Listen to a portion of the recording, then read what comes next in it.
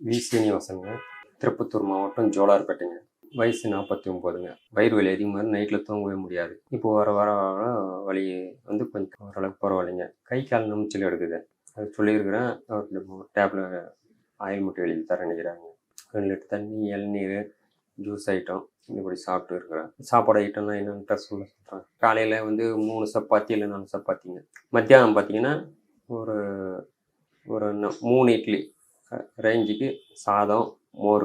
இடையில பார்த்தீங்கன்னா காலையில் டிஃபன் பண்ணிவிட்டு அந்த கருப்பு கோணி கஞ்சி அதுக்கு காலையில் சாப்பிட்டு உங்களுக்கு வந்து 10:30 மணிக்கு மருந்து சாப்பிட்டு ஒரு 11 மணிக்கு அது வந்து ஒரு 200 ml கருப்பு கோணி கஞ்சி வச்சு குடிச்சிட்டு ஒரு 1:30 மணிக்கு சாதம் மோர் சாப்பிட்றேங்க. ஒரு 3:30 மணிக்கு மாதுளம்பழம் அப்படியே உரித்து சாப்பிட்றேன். ஒரு 6 மணிக்கு பார்த்தீங்கன்னா சுண்டல், பட்டாணி சுண்டல், மூக்கல்ல, பச்சை பயிறு, காராமணி சாப்பிட்றோம்.